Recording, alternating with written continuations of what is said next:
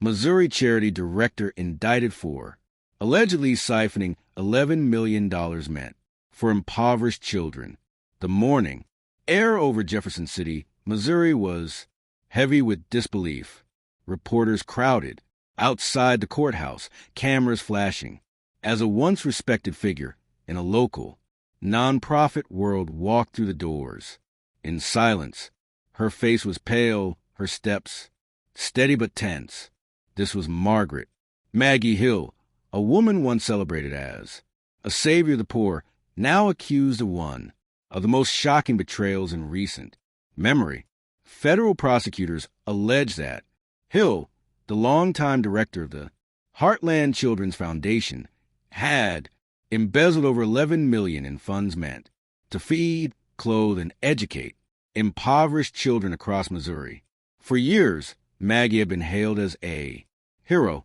Today, she stood accused of being a thief, the woman who promised hope.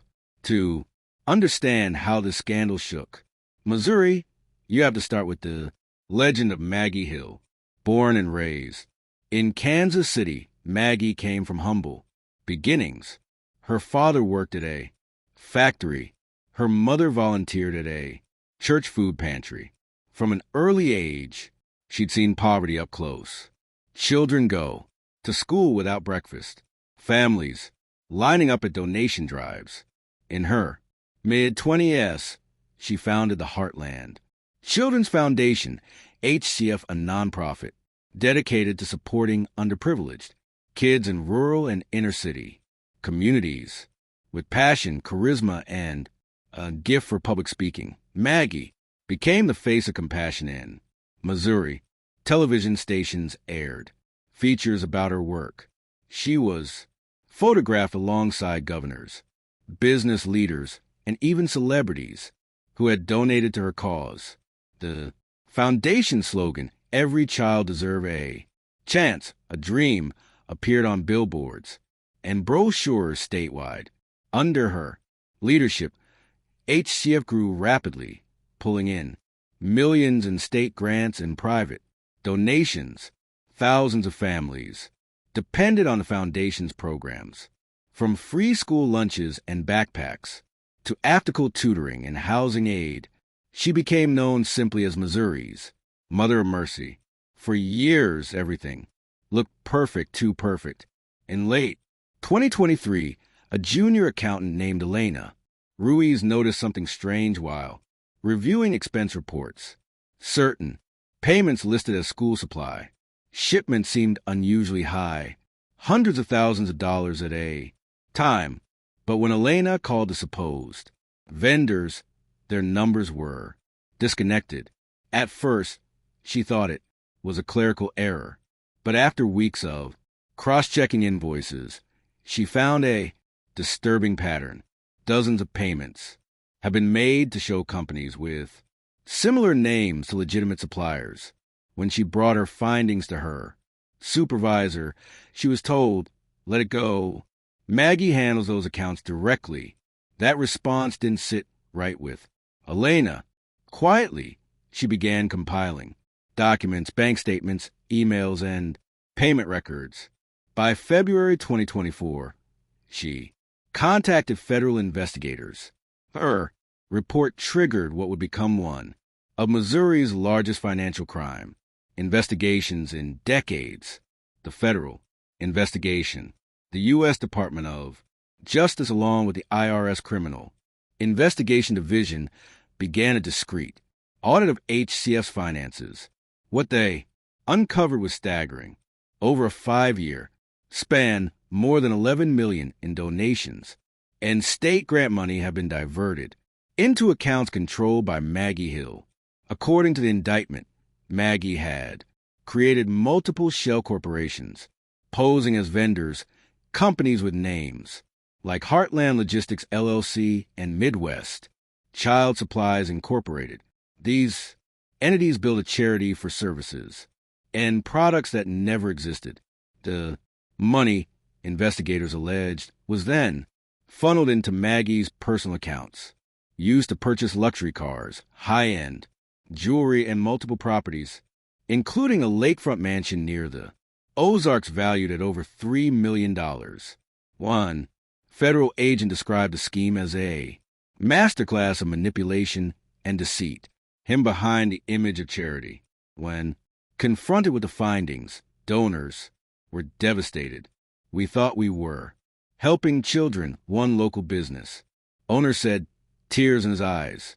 Now it feels like we were feeding someone's greed. The fall of philanthropists. On a gray Wednesday morning in September 2025, federal agent arrived at Hill's mansion. Neighbors watched from their porches as the woman they once admired was led away in handcuffs, dressed in a tailored navy suit.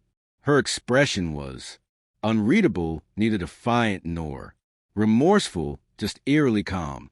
The indictment listed 22 federal charges: wire fraud, money laundering, conspiracy, and misuse of charitable funds. If convicted, Maggie Hill could face up to 45 years in prison. At a press conference that afternoon, U.S. Attorney Daniel Brooks summarized a case. This defendant exploited the trust of donors, volunteers, and most tragically, the very children her foundation claimed to protect. This is not just financial fraud, it's moral fraud. The courtroom that week was packed. Families who had relied on the foundations helped fill the gallery, clutching photos of their children. Some cried quietly, others glared at Maggie in disbelief. She pleaded not guilty. Her defense attorney, a sharp-tongued litigator named Brian Lom, claimed that Maggie was being scapegoated for financial mismanagement she did not personally direct. He argued that multiple employees handled funds and that the investigation had unfairly targeted her due to her prominence. But prosecutors had emailed signed contracts and bank transfers leading straight to her signature. Just as an aftermath, after 3 days of deliberation, the jury returned his verdict, guilty on all counts. The courtroom fell silent as the judge read the sentence: 35 years in federal prison and restitution of $11.4 million. Gasps and sobs echoed through the room. Outside, families gathered in relief, not celebration. We didn't want revenge, said Dear Green. We wanted justice and maybe a little bit of healing.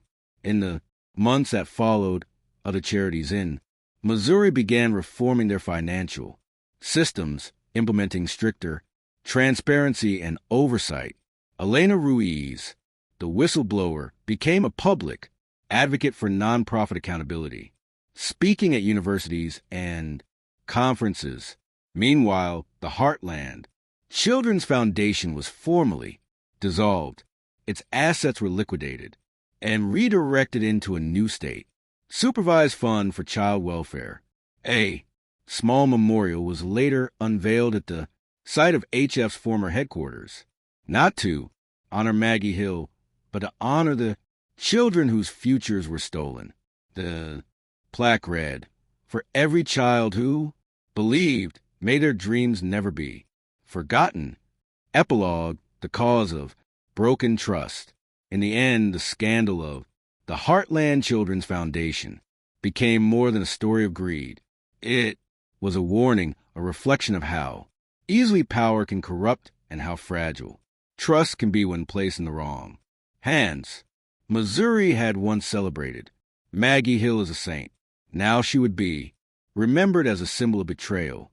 But from the ashes of her deceit rose something powerful, a renewed commitment of honesty and vigilance within the world of charity.